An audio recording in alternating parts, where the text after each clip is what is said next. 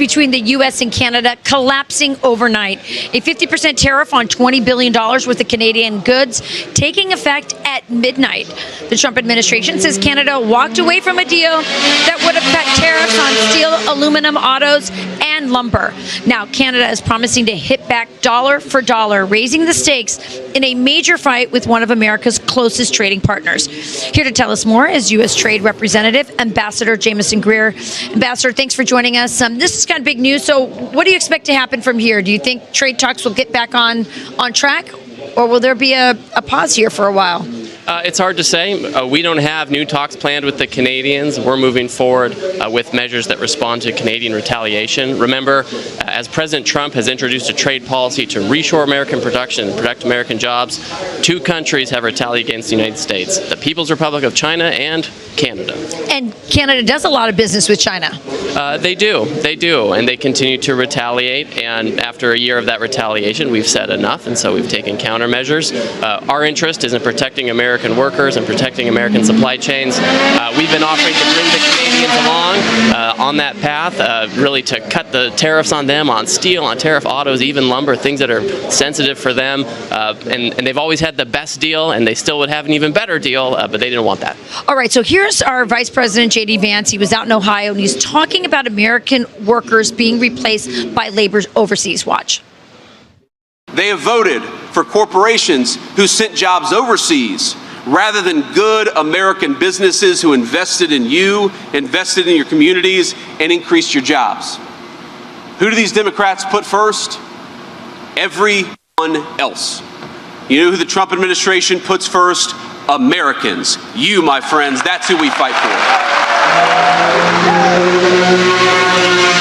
Also, here's Ambassador, here's a Truth Social post by President Trump. He says for the next 90 days, the United States will allow up to 300,000 metric tons of ground beef to be imported with no out-of-quota tariff. We have a commitment that this beef will be sold at 25% below current market prices. So you can see here in this infographic that we have here the ground beef and roast beef or beef roast prices and how they've increased. So a lot of people saying, look, you're just doing this because, you know, you're ahead of the midterms. You want to start to, you know, bring prices down. And not every Republican has been on board with this. Senator Tim Sheehy from Montana, who represents a lot of ranchers, says this will hurt his ranchers and his constituents. What's your response to Senator Sheehy on this? Well, first of all, Senator Sheehy's a stand-up guy, really part of the team. We know his constituency is ranchers, and so he's standing up.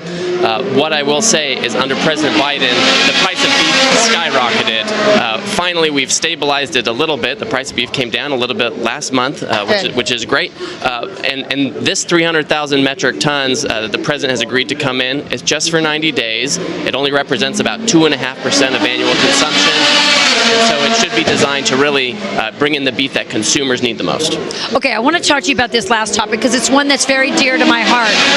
I've been talking for a long time here on this network about the human rights abuses overseas, slave labor, sweatshops, and this administration, finally someone is doing something about this. I want you to talk about what you are doing through tariffs to bring to really crack down on slave labor overseas and make sure American workers aren't competing with slave labor, which is great for American workers, but also a lot of these slave labor are children.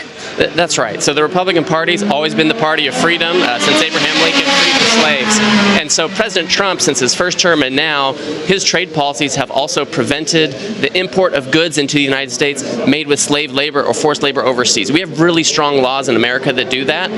A lot of people are surprised to find out that other countries don't have these laws. They don't have these laws. And so President Trump has said everyone has to have these laws to prohibit the import of goods with forced labor. Because if you don't, that's unfair trade. I shouldn't have to compete with sweatshops. Union workers in auto factories who make the cars here, they shouldn't have to compete with that. And so we've said we'll have some tariff on you until you change your rules.